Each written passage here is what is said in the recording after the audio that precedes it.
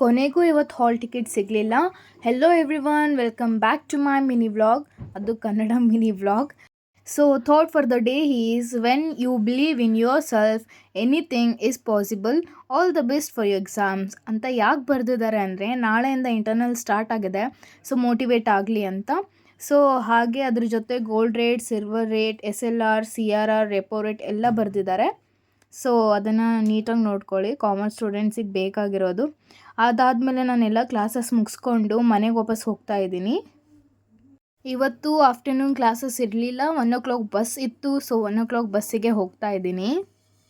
ಕ್ಲಾಸಿಂದ ಹೊರಗೆ ಹೋದೆ, 5 minutes ಉಳಿದಿತ್ತು ಬಸ್ ಬರೋಕ್ಕೆ. ಸೊ ಅಲ್ಲಿ ನಿಂತ್ಕೊಂಡು ಮಾತಾಡ್ತಾ ಇದ್ವಿ. ಅಲ್ಲಿಂದ ಬಸ್ ಬಂತು. ಸೊ ಎಲ್ಲ ರಶ್ ಆಗಿಬಿಡುತ್ತೆ ಬಸ್ ಬಂದರೆ. ಹಾಗೆ ಬಸ್ ಬಂತು, ನಾವೆಲ್ಲ ಹತ್ಕೊಂಡು ಹೋಗ್ತಾ ಇದ್ದೀವಿ. ನಾನು ನನ್ನ ಫ್ರೆಂಡ್ಸ್ ಎಲ್ಲರೂ ಇದ್ವಿ. ನಾನು ಹರಿಹರ್ ರೀಚ್ ಆದಮೇಲೆ ಸ್ಮಾರ್ಟ್ ಪಾಯಿಂಟಿಗೆ ಹೋಗಿದ್ದೆ. ಅಲ್ಲಿ ನನಗೆ ಸ್ವಲ್ಪ ಐಟಮ್ಸ್ ಬೇಕಾಗಿತ್ತು. ಸೊ ಅದನ್ನು ತಗೊಳಕ್ಕೆ ಹೋಗಿದ್ದೆ.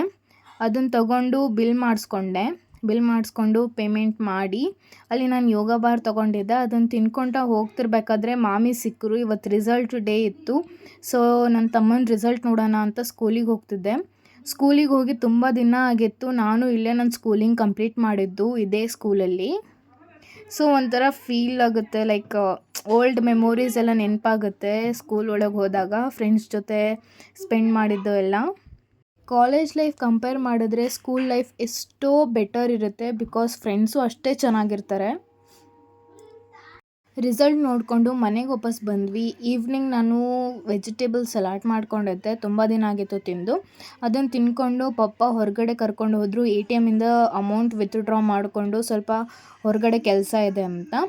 ಅಲ್ಲಿಂದ ಹೋಗಿ ATM ಅಲ್ಲಿ ಅಮೌಂಟ್ ವಿತ್ಡ್ರಾ ಮಾಡಿಕೊಂಡು ನಾನು ಮನೆಗೆ ವಾಪಸ್ ಹೋದೆ. This was my day. Thank you for watching this video. Follow ಮಾಡೋದನ್ನು ಮರಿಬೇಡಿ, ಸಪೋರ್ಟ್ ಮಾಡಿ. Thank you.